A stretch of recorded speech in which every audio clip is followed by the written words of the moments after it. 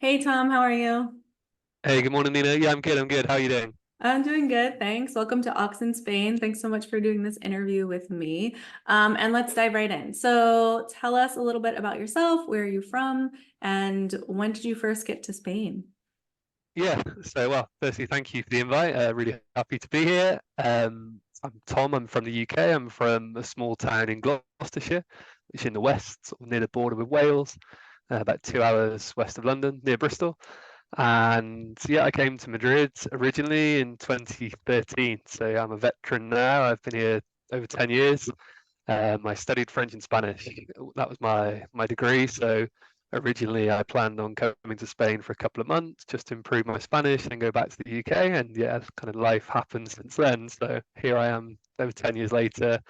And yeah, originally I came, I was a au pair for a family. I was looking after some kids. They were a British Spanish family, so the kids spoke really good English. It was initially sort of just playing with the kids and correcting a few very, very minor things because their English is fantastic, to be honest. I started off doing that for a few months, really loved Madrid. So I started looking at other ways of staying here. So that's when I first started getting into kind of English teaching. And eventually, after a few months English teaching, I managed to become an auxiliar. So I've seen your other interviews you do. So yeah, I got in on the ministry scheme actually. I'm not sure what the process is like now, but in back in my day, I sound really old saying it like that, but back in my day, it was send an email and then I had an in-person interview here with the ministry in their office on Gran Via. So I had to go in and speak to someone and yeah, present myself and explain why I wanted to be an auxiliar. So that was the end of the 2014 school year. So I was an auxiliary for about 18 months, initially at a high school in Vallecas. And then for the following year, I was a full year as an auxiliary. Then I worked in a high school in San Sebastián Los Reyes, just north of Madrid. So I was living in La Latina at the time. So I had a nice commute of about, I think it's an hour 20 on a good day. So yeah, it was kind of quite a long commute. Lots of sleeping on the train or doing some reading or stuff like that. But yeah, it was a really good experience. Two very different schools I worked at. Vallecas, a lot more of a kind of a more working class neighborhood, whereas in San Sebastián Reyes, I think the families are kind of a bit better off, and so that was kind of reflected in the way the kids were. It's kind of two very different experiences in the two schools, both really good, both good kids, but yeah, kind of coming from different backgrounds. So that was quite interesting.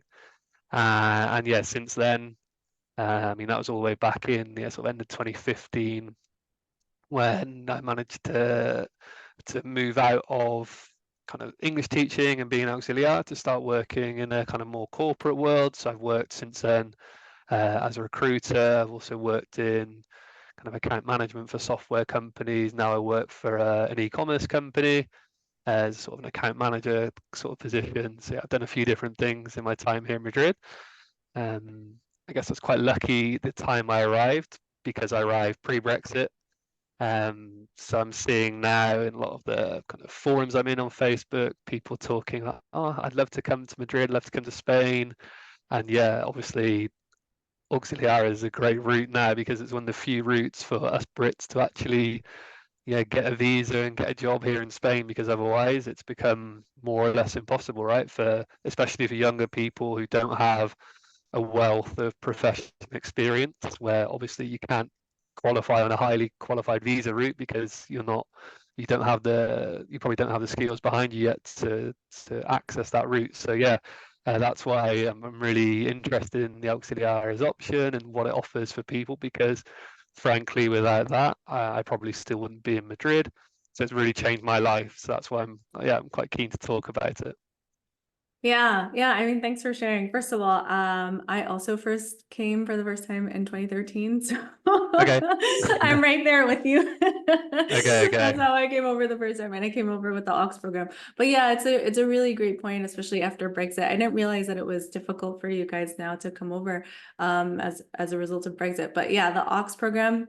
That's why I appreciate it so much, because it's such a privilege and such a great opportunity for Mm, English speakers to be able to come over and experience Spain and work and, make a living. I mean, I yeah, know like budgeting, it's not the best, but I think, compared to, actually having a full-time job and et cetera, I yeah, think it's manageable. So I want to ask you, why did you stay? Like, share as much as you would like, but what kind of yeah. led you to stay for such a long time? I mean, the first thing, very basic, but being from the UK, waking up every day and knowing that there's going to be a blue sky, it's probably going to be sunny and nice and warm, and yeah, you're not going to get soaked with rain, which was kind of the last few years in the UK. I don't know if they're exceptionally wet years or what, but I just remember finishing university or walking to university, it was raining, get soaked, you sit in your lecture hall all morning or all day, going to your lectures, come home in the evening, still raining, you get home, probably have to change your clothes, and I'm sick of the awful weather, really. So that was when I arrived in Madrid the first few weeks. I arrived in September sort of time, and even then the weather was still really nice and warm, and yeah, lovely weather. So that was the first thing that made such a huge difference to just to everyday life and being able to bank on being able to make plans outside in the UK. It's just impossible to do stuff like that. So that was the first thing. Then uh, everyday life really in Madrid, the people you meet. So I met some really cool people initially. I find it quite easy to make friends and integrate into social groups. That was quite cool. I mean, the food is great over here as well. So again, kind of compared perhaps to what we eat in the UK, you can eat quite well here. I think relatively cheaply. It's just socializing in general. I think is much more affordable and much more part of life perhaps than in the UK, where I think it's relatively rare to make plans midweek, whereas here, yeah, it's fairly common, right, to meet up with people and do stuff midweek, which would kind of be off limits, I guess, in the UK. So yeah, those are the main reasons really why I stayed all those years ago, and yeah, then a few years later, I met my partner. Now I'm a father. We have a little boy here, so I'm bringing up a bilingual boy. So I speak English with my son. My partner's from Bolivia, so she speaks Spanish with him. So yeah, he's growing up bilingual, which is really cool as well. So yeah, lots of different reasons really why I stayed. Yeah, that's awesome. I mean, and it just reminds me of the fact that you just never know when you move abroad, right? And it's like Exactly. you initially are like, yeah, I'll stay for a month or 2 months or a year or whatever. And the next thing you know, it's like 10 years later. Yeah, exactly. And yeah, it's such a, again, I feel like it's such a privilege and such a great opportunity. So yeah, thanks Yeah. for sharing. Yeah, and tell us a little bit about, what you do in your free time. How are you kind of, any hobbies that you have? I know you wanted to share a little bit about your football club, so tell us about that, because I'm sure some Yeah. other Oxes are interested as well. Okay, cool. So yeah, I mean, one of the first things I did when I arrived in the UK, I played football, played soccer growing up, and I was looking for a club over here.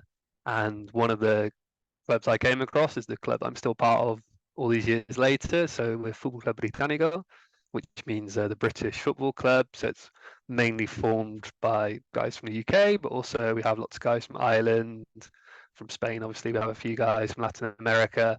Kind of the main bond between us is the fact that we're all English speakers, maybe not as a first language, but everyone speaks a good level of English and is used to playing football at a competitive standard. That one of the sorry, my dog's bark in the background. That's another reason why I stayed for my dog, my little dog. But yeah, so like when you arrive in Madrid, there's loads of football options available.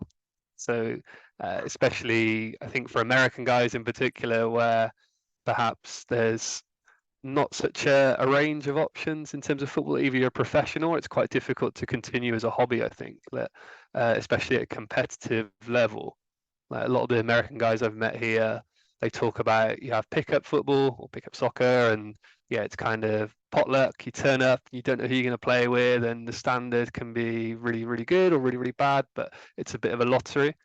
Whereas, yeah, here in Spain, it's a bit more organized, and yeah, also the other thing that my club, for example, offers is um, when you arrive, it's quite hard to probably find a Spanish team if you don't speak great Spanish initially, and yeah, it's all of the sessions are going to be in Spanish, all the instructions from the coaches are in Spanish, the interactions with your teammates, and yeah, it's quite hard initially to go through that process. I mean, it's very beneficial if you're able to do it to improve your Spanish, but also, I mean, in my case, I spoke quite good Spanish when I arrived, but I missed the interaction with kind of the locker room aspect of it and the kind of the joking around with the guys before and after the game. I think is difficult in your second language.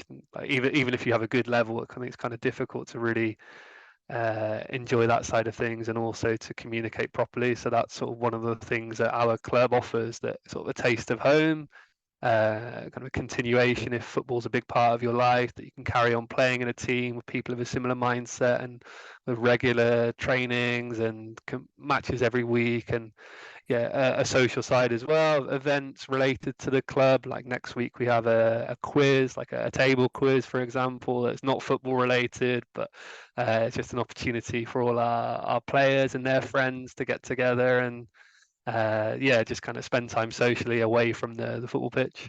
So yeah, that's been a big part of my life since I got here, really. And yeah, we're always looking for players. So anyone who watches this, who arrives in Madrid, and yeah, probably has those initial anxieties. You arrive, like I'm in a new country and I don't speak the language very well, but I really love soccer or football and I want to play. Then yeah, I think we're a good option for those kind of people.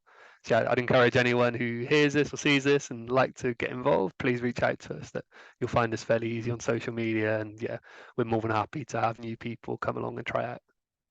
Awesome. Yeah. I mean, for our viewers, I'll post any links that Tom passes on to me in the description of the video so you can hop right over to find out more. But I think that's great. I think, you're so right. I mean, having kind of a piece of home and even just like Yeah, a community, especially at, when you're living abroad, is so critical, and it just enhances your experience even more.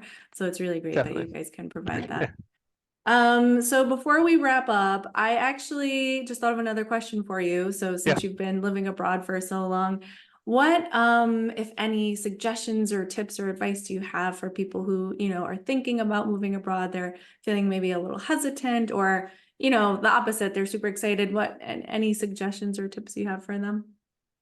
Yeah, I mean, I'd say things like what you're doing at the moment, for example, of putting information out there of what the reality is going to be. I'm not sure there was that information like that when you and I came, so maybe we're diving into the unknown a bit more. So I'd say really spend your time researching where you're going, what day-to-day life is like. I think also people are generally quite helpful, even on social media. That has its downsides, right? But I think generally, if you can connect with the right sort of people, they'll give you a true reflection of what the reality on the ground is. So yeah, I think having those first-hand experiences of someone who's doing what you're going to be doing next year is is really beneficial. So I'm a big advocate of trying to connect with people, and I mean, in my job I use LinkedIn a lot, and yeah, generally I think people are quite willing to help. So you'll be surprised how much information you can find out, and you can really inform yourself of if it's right for you or not, because it's not for everyone. But I think on the whole, especially Madrid, I found most people who've come here, they've had a great experience, and when they've left, they kind of regret it or they miss it a lot. So yeah, I'd really encourage anyone who's thinking about it to go ahead, do your research first. But yeah, if you have the doubt, I'd say go for it. Uh, yeah, you'll almost certainly you'll learn a lot about yourself as a person. You'll learn a lot. You'll grow a lot. You'll have a great experience professionally. I think it looks really good on your CV to have been abroad and experienced different culture.